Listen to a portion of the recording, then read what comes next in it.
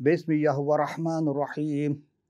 یہ وہ لوگ ہیں جن پر اللہ نے انعام فرمایا، زمرہ انبیاء یعنی آدم کی اولاد میں سے ہیں، اور ان میں سے جنہیں ہم نے نوح کے ساتھ کشتی میں اٹھا لیا تھا، اور ابراہیم علیہ السلام اور حضرت اسرائیل یعنی یعقوب علیہ السلام کی اولاد سے ہیں، اور ان لوگوں میں سے ہیں جنہیں ہم نے برگزیدہ بنایا، ہم نے ہدایت بخشی، اور جب ان پر رحمان کی آیت کی تلاوت کی جاتی ہے تو زار و قطار روتے ہوئے سجدے میں گر پڑتے ہیں۔ یہ سجدہ تلاوت ہے۔ تمام حمد و ستائش اس حقیقی خلاق عالم کے لیے جو بنی نوع انسان کی ہدایت کے لیے گاہ بگاہ اپنے انبیاء مرسلین کو مبعوث برسالت فرماتا رہا، تاکہ ہر ایک تک توبہ کی نوبت پہنچے اور انسان ہدایت پا کر ابدی زندگی میں اپنے مالک حقیقی خدا تعالیٰ کے وارث بن جائے، یعنی جنت کا اس کا مقام ہو جائے۔ آمین۔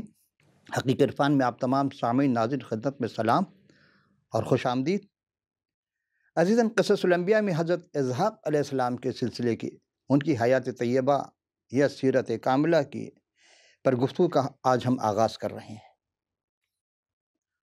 اور یہ پہلا سوال آیا ہے کہ ازرو قرآن شریف اور کتاب مقدس حضرت اسحاق علیہ السلام کے نام کے کیا معنی ہے اور ان کے کتنے مقام پر ذکر آیا ہے۔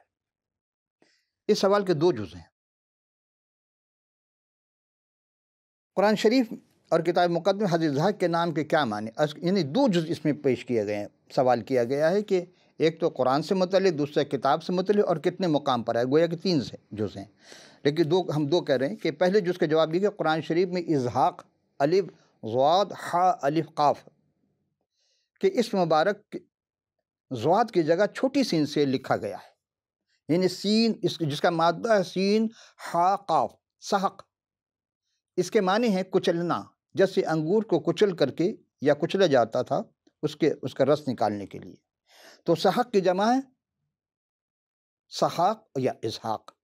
انگلش میں کرش کہتے ہیں سحق کے معنی کو، اور بطور ورب یعنی فعل استعمال کیا جاتا ہے۔ لیکن ایک اور لفظ ہے سحاق جس کے معنی ہیں لیزبیم ازم، یعنی مؤنث کا ہم جنس پرستی۔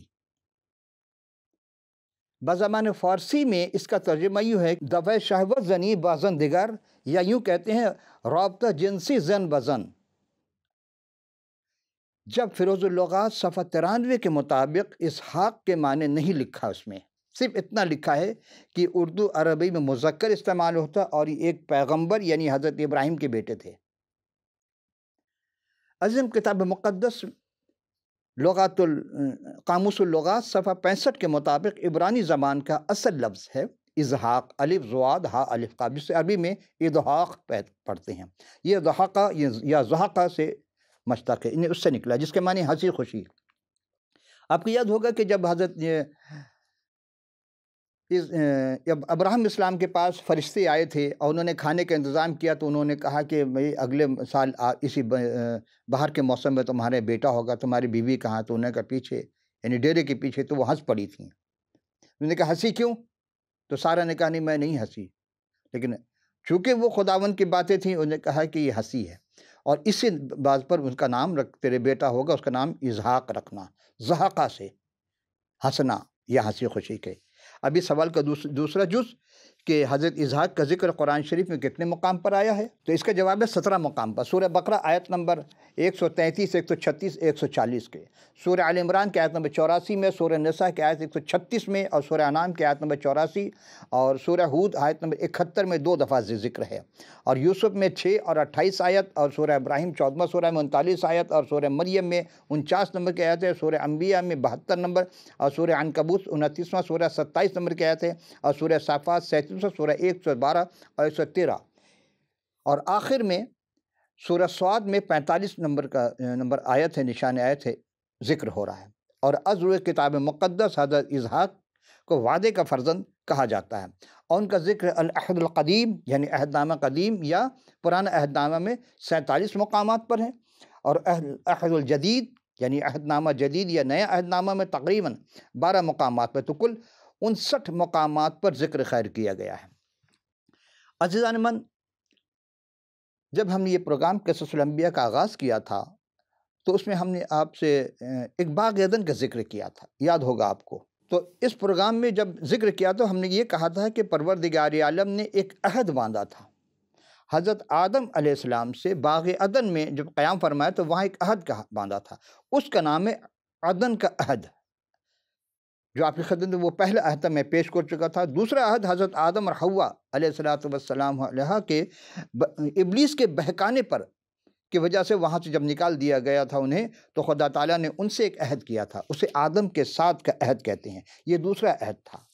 اور پھر تیسرا عہد یہ بھی ہم پیش کر چکے، لیکن چونکہ ہم ایک مقام پر جانا بڑی تیزی کے ساتھ، اور تیسرا عہد یہ عہد طوفان نوح کے بعد حضرت نوح علیہ السلام اور ان کی اہل و عیال یعنی کل 8 افراد جب کشتی سے باہر آئے تھے تو قوس و قزح کا نشان ٹھہرایا گیا، اور عہد انسانی کی حکومت کا قیام، سزائے موت کا اختیار، انہیں سبزی کے علاوہ جانور کا گوشت کھانے کی اجازت دی گئی تھی۔ تو یہ بھی حکم دیا تھا کہ زمین پر بڑھے اور پھیلے اور اسے آباد کرے۔ حضرت نوح علیہ السلام کی نسل پھیلی تو خدا نے حام کے بیٹے کینان کو ملعون ٹھہرایا تھا، وہ حضرت سم اور یافس کا غلام ہوگا۔ خدا تعالیٰ نے حضرت سم کو خصوصی برکت دی، اور سم کو اہل اسلام میں سام کہتے ہیں، جبکہ قرآن شریف میں یہ نام نہیں، حضرت نوح علیہ السلام کے کسی بیٹے کا تذکرہ نہیں ہے، لیکن سم کو برکت دی، جس میں یہ بھی شامل ہے کہ حضرت مسیح سلام علیہ نے انہی کے نسل سے ہوں گے۔ یافس کو خدا پھیلائے گا اور حضرت سم کے ڈیرے میں بسیرا کرے گا۔ اور چوتھا عہد وہ حضرت ابراہیم اسلام کی حیات ادب میں پیش کر چکے تھے، لیکن چونکہ ضمناً سی بات ہے کہ ہمیں وہاں پہنچنا ہے۔ عزیزان محترم، چوتھا عہد وہ حضرت ابراہیم علیہ السلام کے ساتھ کیا تھا، اور وہ حضرت ابراہیم کے ساتھ خدا کے عہد کے نام سے منسوب ہے۔ اس عہد میں خدا تعالیٰ نے ابراہیم السلام ان کی پاک و پاکیزہ نسل سے وعدے اور برکات کیے تھے۔ کیا ہے وہ؟ سب سے بڑی بات، پہلی بات کہ وہ ایک بڑی قوم، ایک بہت بڑی قوم۔ دوسری بات، ابراہیم کے لیے شخصی برکتیں، نام کی سرفرازی، دوسروں کے لیے باعث برکت، ان کے دوستوں کے الہی برکت، حضرت ابراہیم کے دشمنوں کے لیے لعنت، سب قوموں کے لیے برکت، جن کی تکمیل حضرت کلمت اللہ روح اللہ یعنی المسیح میں ہوئی، اور کینان یعنی اسرائیل اور فلسطین کی دائمی ملکیت، ان گنت فطری روحانی فضیلت، اور حضرت اسماعیل اور اسحاق کے ذریعے بہت سے قوموں کے بادشاہ کا باپ ہونے کا، اور 12ویں ہے کہ خدا تعالیٰ کے ساتھ خصوصی تعلق۔ یہ وہ 12 نکات تھے یا 12 عہد تھے جو خدا نے ابراہیم اسلام کے ساتھ باندھے تھے۔ اب ہمارا دوسرا سوال ہے کہ دین ابراہیم کے برکات کے دعوے دار، اس کے لیے ہم قرآن شریف کی دو آیت پیش کریں گے، اور پھر ہم کتاب مقدس کی طرف آئیں گے۔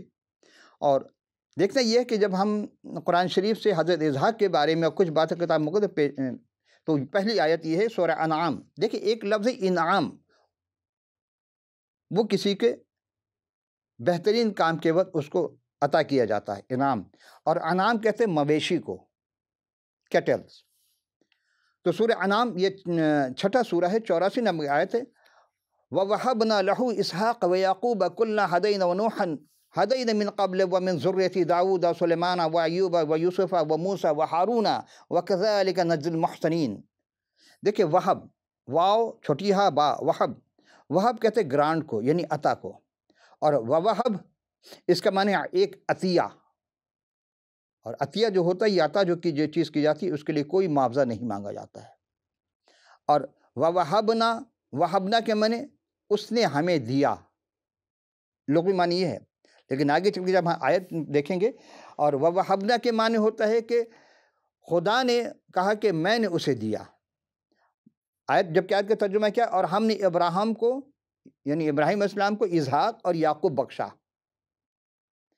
ہم نے سب کو ہدایت دی، اور اس سے پہلے ہم نے نوح کو ہدایت دی، اور اس کی اولاد میں سے داؤد اور سلیمان اور ایوب اور یوسف اور موسیٰ اور ہارون، اور اسی طرح ہم نیکوکاروں کا بدلہ دیتے ہیں۔ دوسرا ترجمہ اس کا بالکل اسی طرح ہے کہ ہم نے ابراہیم علیہ السلام کو اسحاق اور بیٹے یعنی بیٹا اور پوتا عطا کیے، ہم نے ان سب کو ہدایت سے نوازا، اور ہم نے پہلے نوح کو ہدایت بھی دی اور سے نوازا تھا، ان کی اولاد میں سے داؤد اور سلیمان اور ایوب اور یوسف اور موسیٰ اور ہارون کو بھی ہدایت عطا فرمائی، اور ہم اسی طرح نیکوکاروں کو جزا دیا کرتے ہیں۔ دوسری آیت سورہ عنکبوت 29واں سورہ ہے، اور آیت نمبر 27، اس کا بھی آغاز وَوَهَبْنَا سے شروع ہو رہا ہے۔ وَوَهَبْنَا لَهُ إِسْحَاقَ وَيَعْقُوبَ وَجَعَلْنَا فِي ذُرِّيَّتِهِ النُّبُوَّةَ وَالْكِتَابَ وَآتَيْنَاهُ أَجْرَهُ فِي الدُّنْيَا وَإِنَّهُ فِي الْآخِرَةِ لَمِنَ الصَّالِحِينَ۔ اور ہم نے انہیں اسحاق اور یعقوب علیہ السلام یعنی بیٹا اور پوتا عطا فرمائے، اور ہم نے ابراہیم علیہ السلام کی اولاد میں نبوت اور کتابت مقرر فرما دی، اور ہم نے انہیں دنیا میں ان کا صلہ عطا فرما دیا، بے شک وہ آخرت میں بھی نیکوکاروں میں سے ہوں گے۔ اور ایک اور ترجمہ بالکل اسی طرح، اور پہلا ترجمہ جو عرفان القرآن سے تھا، دوسرا ہم اور پیش کریں کہ اور ہم نے اسے اسحاق اور یعقوب عطا کیا، اس کی نسل میں نبوت اور کتاب مقرر کر دی، اور ہم نے اسے اس کا بدلہ دنیا میں دیا اور آخرت میں بھی البتہ نیکوں میں سے ہوگا۔ عزیزان گرامی، سوال یہ تھا کہ دین ابراہیم علیہ السلام کی برکات کے دعوے دار کون؟ دین حضرت ابراہیم السلام کے دعوے دار سب ہیں تقریباً، اور کہتے ہیں کہ برکات ہمارے پاس ہے۔ اب یہ فیصلہ کیسے ہو؟ تو ہم پیغمبر اسلام حضرت محمد صلی اللہ علیہ وسلم کا جتنا بھی شکر ادا کرے کم ہے، کیونکہ آپ صلی اللہ علیہ وسلم نے قرآن پاک کے ذریعہ ہم پر بہت بڑا احسان فرمایا۔ کیا؟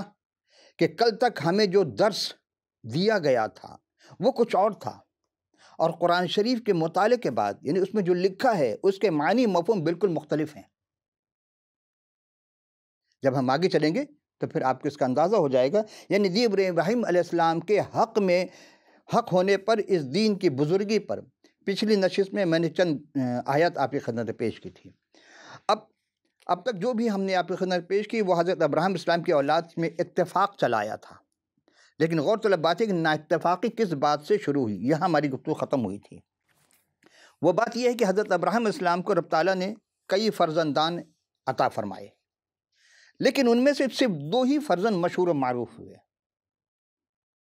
اور ان دونوں میں سے اولادیں ہوئیں، یعنی نسل در نسل چلتی چلی آ رہی ہیں، جن میں سے ایک قوم، ہم قوم کا لفظ استعمال کریں گے تاکہ آپ کے سمجھ میں آ جائے، وہ کہ امت کہلاتی ہے، لیکن قوم کہنے سے دونوں بات واضح ہو جائے گی۔ ایک قوم محمدی صلی اللہ علیہ وسلم، اور دوسری ہے جو حضرت اسماعیل کی نسل سے ہوئیں، اور دوسری قوم یہود و نصارہ، یہ حضرت اسحاق اور یعقوب علیہ السلام کی اولاد سے نکلی ہیں، اور ہر 2 قوم ایک مذہب مانتی چلی آ رہی ہے۔ دعویٰ ایک ہے لیکن دونوں کے مختلف ہو گئے، ایک وہ مان رہے، ایک یہ مان رہے ہیں۔ اب یہ ایک دوسرے سے نہایت مختلف ہیں، خلاف ہیں، اور ظاہر ہے کہ ان میں سے ایک قوم باطل کی پیروی کی ہو کر حقیقی اسلام سے خارج ہو جاتی ہے، چونکہ ان الدین عند اللہ الاسلام، اسلام اگر خدا کے نگاہ میں کوئی دین ہے تو وہ اسلام ہے، اور اسلام کو چھیڑ کر کوئی بھی اگر کوئی اور دین کو اپنائے گا تو وہ قابل قبول نہیں ہوگا، یعنی اسے نجات نہیں ملے گی۔ یہ قرآن کا فیصلہ ہے، سورہ آل عمران اس کی آیت نمبر 85 میں۔ اور جس طرح کے ہم سابقہ نشست یہ پیش کر چکے ہیں، اور پھر جب وعدہ کیا تھا کہ ابراہیم کے کچھ کلمات سے خدا نے آزمایا تو اس نے کہا کہ میں تمہیں لوگوں کا امام بنا رہا ہوں، تو ابراہیم اسلام نے دعا کہ قال من ذریتہ، کیا یہ میری ذریت میں بھی نہیں ہوگا، یا فرمایا کہ میری ذریت میں بھی عطا کر، کہا کہ لا احد الظالمین، لیکن ظالموں میں سے جو ظالم ہوگا اس سے میرا یہ حد نہیں ہوگا، یعنی حضرت ابراہیم اسلام کے نافرمان اولاد سے رب تعالیٰ کا کوئی رشتہ نہیں ہے، کوئی عہد نہیں ہے۔ آج کی گفتگو ذرا وضاحت طلب ہے، ممکن ہے بہت سارے ہمارے سامعین و ناظرین کہ جب یہ راستی پر بل آ جائے، لیکن جب تک پوری بات توجہ سے نہ سماعت فرما لیں، آپ سوال جو بھی ہو آپ اپنے اذہان میں ہو آ جائے تو اس سے آپ تحریر کر لیں، اور وہ سوال یعنی ابھی لکھ لیں جب دوران گفتگو ہوئے، اور بعد میں آپ ہم پروگرام کے اسکرین پر دیے گئے پتے پر اسکائپ ہو یا واٹس ایپ ہو یا فون نمبر ہے، آپ تحریر کر دیجیے گا۔ شکریہ۔ تو ہر 2 اقوام میں سے ایک قوم عہد ابراہیمی سے خارج اور دینی برکات سے محروم ہے، لہٰذا اس بات کا فیصلہ کرنا کہ کون سی قوم ناراستی پر ہے اور کون سی قوم راستی پر، ممکن ہمارے سننے والے بھائی جو ہیں وہ بہت سے ایسے الفاظ ادا ہو جاتے ہیں جو کہتے ہیں کہ معنی سمجھ میں نہیں آئی، تو پہلے ہم بتا دیں ناراستی سے کیا مراد ہے۔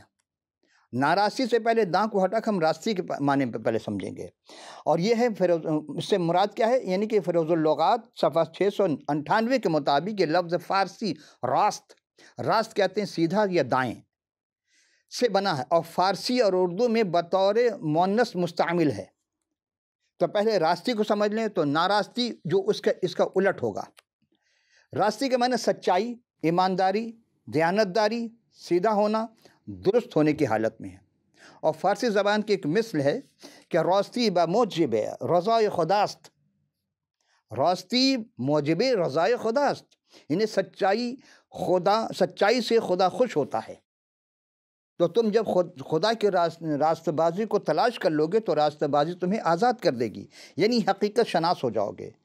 اب تو آپ خود ہی سمجھ جائیں کہ جس لفظ کے آغاز میں نہ آ جائے تو اس کا مطلب وہ اس کا الٹا ہے یا الٹ ہے، جیسے امید سے نا امید، اتفاق سے نا اتفاق، خوش سے نا خوش، اسی طرح راست سے ناراستی۔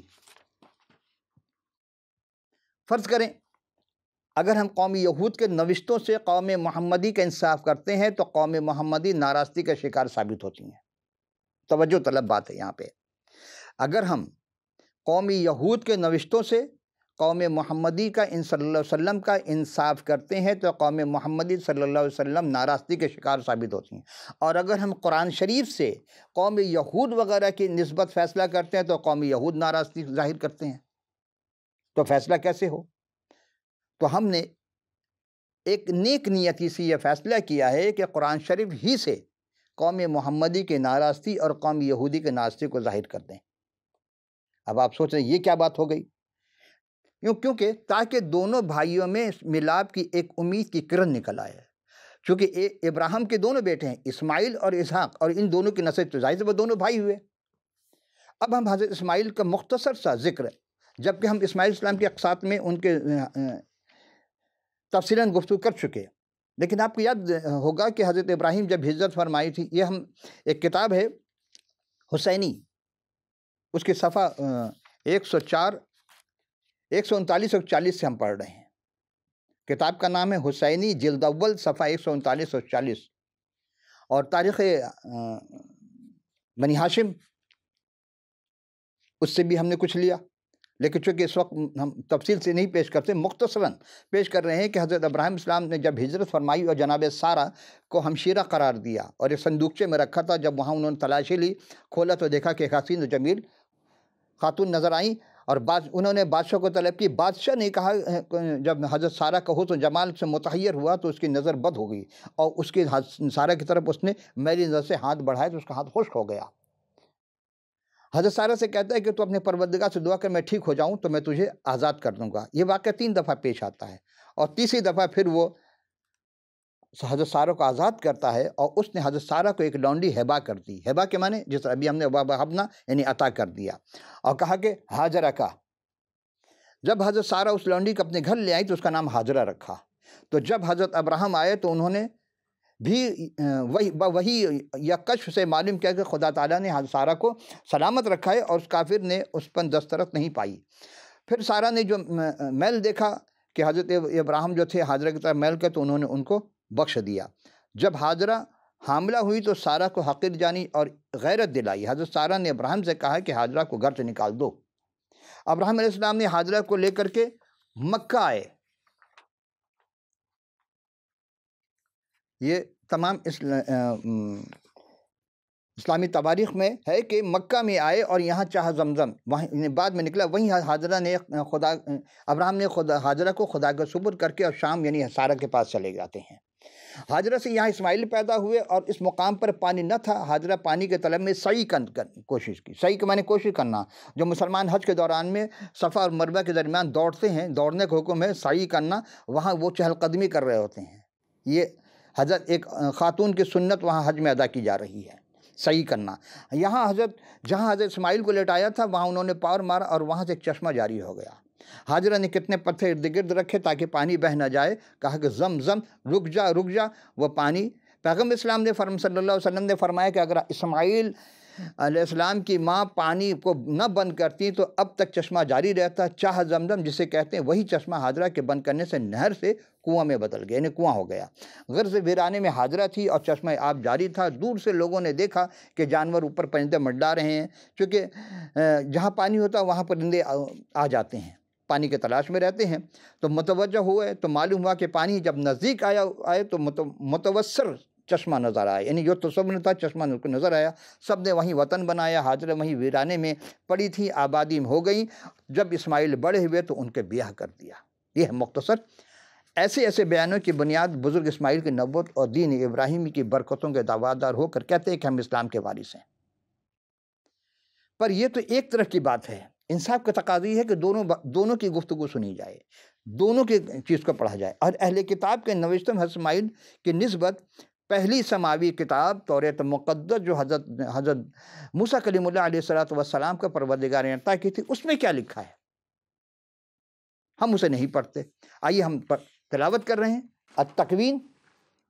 التکوین پیدائش، پہلی آسمائی وحی کی پہلی کتاب یعنی پہلا سورہ، اور اس کے 16ویں رکوع کی یہ چند آیتیں 4 سے 13 آیت کی ہم تلاوت کریں گے، پھر ہماری گفتگو تمام ہو جائے گی۔ اس میں کچھ سوالات پیدا ہوئے ہیں، اور وہ یعنی حضرت ابراہیم اسلام کے بارے میں۔ وہ حاجرہ کے پاس گئے اور حاملہ ہوئی، جب اسے معلوم ہوا کہ وہ حاملہ ہو گئی تو اپنی بیوی کو حقیر جاننے لگی۔ 5ویں آیت، تب سارہ نے ابراہیم سے کہا کہ جو ظلم مجھ پر ہوا ہے وہ تیری گردن پر ہے، میں نے اپنی لونڈی تیرے آغوش میں دی، اور اب جو اس نے آپ کو حاملہ دیکھا تو میں اس کی نظر میں حقیر ہو گئی، سو خداوند میرے اور تیرے درمیان انصاف کرے۔ ابراہیم نے ساری سے کہا کہ تیری لونڈی ہے، تیرے ہاتھ میں ہے، تو تجھے بھلا دکھائی دے اس کے ساتھ کر۔ تب ساری اس پر سختی کرنے لگی اور اس کے پاس سے بھاگ گئی۔ دیکھیے یہ کلام جناب مسیح سے 2000 سال پہلے کا ہے، اور آج تقریباً 4,000 سال ہو رہے ہیں۔ اس سے آپ انداز لگا سکتے ہیں کہ ہاں، کلام خدا میں کوئی ترمیم نہیں ہوتی، لا کلمۃ اللہ تبدیلا، کلام خدا میں تبدیلی نہیں ہوتی ہے۔ تو پھر پروردگار عالم کا 2 طرح کے اسٹیٹمنٹ کیسے ہو سکتا ہے؟ ایک اللہ کچھ اور پیش کر رہا ہے، دوسرا کچھ اور پیش کر رہا ہے رب العالمین۔ اب آئیے 6 آیت کی طرف، کہ ابراہیم نے ساری سے کہا کہ تیری لونڈی تیرے ہاتھ میں ہے، جو تجھے بھلا دکھائی دے اس کے ساتھ کر۔ تب ساری اس پر سختی کرنے لگی اور اس کے پاس سے بھاگ گئی، اور وہ خدا کے ون کے فرشتے کو بیابان نے پانی کے ایک چشمے کے پاس ملی۔ یہ وہی چشمہ جو سورس کی راہ میں ہے، اور اس نے کہا کہ اے ساری کے لونڈی حاجرہ، تو کہاں سے آئی ہے، کدھر جاتی ہے؟ فرشتہ اسے لونڈی کہہ رہا ہے، اور مترجمین فرماتے ہیں کہ یہ اس کی بیٹی تھی۔ کیا بیٹی کو کوئی باندھی بناتا ہے؟ یہ عالی سمجھ سے باہر ہے۔ اس نے کہا کہ میں اپنی بیوی سارہ کے پاس سے بھاگ آئی ہوں۔ نبوت میں خداوند کے فرشتہ نے اس سے کہا کہ تو اپنی بیوی کے پاس لوٹ جا اور اپنے آپ کو اس کے قبضے میں کر دے، اور خداوند کے فرشتہ نے اس سے کہا کہ میں تیری اولاد کو بہت بڑھاؤں گا، یہاں تک کہ کثرت کے سبب سے اس کو شمار نہ ہو سکے گا۔ اور خداوند کے فرشتہ نے اس سے کہا کہ تو حاملہ ہے، تیرا بیٹا اس کا نام اسماعیل رکھنا، اس لیے خداوند نے تیرا دکھ سن لیا، اور وہ گورخر کی طرح آزاد مرد ہوگا، اس کا ہاتھ سب کے خلاف ہوگا اور سب کا ہاتھ اس کے خلاف ہوں گے، اور وہ اپنے بھائیوں کے سامنے بسا رہے گا۔ ایسا نگرامی آخری آیت ہے کہ 13ویں آیت، اور حاجرہ نے خداوند کا جس نے اس سے باتیں کی تھی عطائل روئی نام رکھا، یعنی اے خدا تو بصیر ہے، کیونکہ اس نے کہا کہ کیا میں نے یہاں بھی اپنے دیکھنے والے کو جاتے ہوئے دیکھا؟ اسی سبب سے اس کنویں کا نام بیر الروئی، روئی پڑ گیا، اور قادس اور برود کے درمیان میں ہے۔ عزیزان محترم، غور فرمائیں کہ ہر 2 اقوام کے بیانات یعنی اسماعیل کی نسبت بنی غرض پیش کیے، تاکہ اسماعیل کا حصہ ابراہیمی اسلام سے خارج شدہ نظر آ رہا ہے، اور امر محمدی قوم پر ثابت ہے کہ اسماعیل اور ان کی اولاد یعنی ابراہیم اسلام کے دین اور اس دین کی برکتوں سے ہر 2 اقوام کے بیان کے موافق خارج ہے۔ کوئی دین خوبی نہ تھی اور نہ اسی قوم کی کوئی خوبی حاصل ہوئی ہے، اور نہ قرآن شریف میں ان کی اولاد یعنی حضرت اسماعیل علیہ السلام کی اولاد کا کوئی ذکر نہیں ہے۔ اسماعیل علیہ السلام کا ذکر نہ ہے، لیکن ان کی کسی اولاد کا ذکر، جبکہ حضرت اسحاق علیہ السلام ان کے بیٹا اور اس کے پوتے کا بھی ذکر ہو رہا ہے۔ یہ دیکھیں کہ محمد صلی اللہ علیہ وسلم کا بیان کہ اسماعیل کے بارے میں بے سند، بعض لوگ کہتے ہیں جس طرح، لیکن اہل کتاب کے یہاں بیان کو سچائی کے درجے پر رکھا جاتا ہے۔ دوسری بات یہ ہے کہ بیان سراسر کہانی کی حقیقت سے زیادہ کچھ نہیں، کیونکہ تمام بے ٹھکانہ اور کتاب مقدس میں بیان مسلسل تسلسل کے ساتھ ہے۔ آپ قرآن شریف کو اٹھائیے گا، وہاں ایک واقعہ کہیں ایک جگہ نہیں ہے، کوئی واقعہ کہیں ہے پھر کسی اور پارے میں، پھر کسی اور پارے میں، یعنی مختلف مقامات پہ مختلف باتیں ہیں۔ اگر ابراہیم اسلام کا نام کا سورہ تو پورے اس سورے میں ابراہیم اسلام کا ذکر نہیں ہے۔ بہرحال علامہ اقبال کے ایک شعر یاد آ رہا ہے کہ باپ کا علم اگر بیٹے کو نہ ازبر ہو، پھر پسر میراث سے پدر کیوں کر ہو۔ دوسری بات، ہر 2 فریق اسماعیل کو لونڈی کا بیٹا قرار دیتے ہیں۔ حاجرہ کی ہجرت دونوں فریق قائل ہیں، سبب ہجرت میں اختلاف، لیکن پیغمبر اسلام کے جو راویان ہیں یا مترجمین ہیں وہ کہتے ہیں کہ اہل کتاب جو حاجرہ ہے اس کے بارے میں کہتے ہیں نہیں، محمدی الزام سارہ پر دیتے ہیں، پر اہل کتاب ہاجرہ پر۔ اسماعیل کے تولید کی جگہ ملک اور وقت میں اختلاف ہے، اور مختلف جب ہم تاریخ اسلام پڑھتے ہیں کیونکہ کتاب مقدس مقدم ہے اور یہ مؤخر ہے، تو مقدم اسلام اور مؤخر اسلام نظر آ رہا ہے یہاں پہ، اور کتاب مقدس کے صحت قرآن نے تسلیم کی ہے، لہٰذا اہل کتاب کے بیان درست، اور محمد صلی اللہ علیہ وسلم جو اسماعیل کی نسبت بیان ہے ازل قرآن، وہ درست نہیں نظر آتا۔ کیوں؟ اس لیے کہ درست ہونے کے لیے کئی ایک امور کا ہونا لازمی ہے۔ کیا کہ اسماعیل علیہ السلام کی پیدائش ابراہیم کے گھر میں نہیں ہوئی بلکہ عرب کے ریگستان میں ہوئی، جبکہ کتاب مقدس کے مطابق ان کے گھر میں ہوئی۔ دوسری بات، اسماعیل کے پرورش ابراہیم علیہ السلام کے گھر میں ہوئی، یعنی عرب کے ریگستان میں۔ ہم پیش کر چکے تھے کہ 13 یا 14 سال عمر تھی جب ختنہ ہوا، اسی سال حکم ہوا، تو ابراہیم علیہ السلام اور اسماعیل علیہ السلام کا ختنہ ہو چکا ہے، یہاں ختنے کا تذکرہ نہیں ہے قرآن شریف کے روایت آیات کے مطابق۔ تیسری بات، اسماعیل کی تعلیم ابراہیم کے گھر میں نہیں ہوئی، اور نہ اسماعیل نے اسلام کی تعلیم پائی۔ آپ کہتے ہیں وہ صحرا میں، وہاں کس نے تعلیم دی؟ عزیزان گرامی، چوتھی بات کہ حضرت اسماعیل علیہ السلام کو ابراہیم علیہ السلام کے بیسے میں کچھ نہ دیا، دونوں کے اسٹیٹمنٹ کے مطابق، تواریخ اسلام کے مطابق بھی اور کتاب مقدس کے مطابق۔ اور ابراہیم علیہ السلام کبھی اسماعیل علیہ السلام سے نہ ملے، کیونکہ اگر ابراہیم اسلام اسماعیل علیہ السلام کو محبت پیدری کے تقاضے سے ملنے جاتے تو کبھی پسند نہ کرتا، تاکہ اس لخت جگر ریگستان میں جلتا رہے، یہ کہنا چاہتے ہیں، اور بھوکا مرتا رہے۔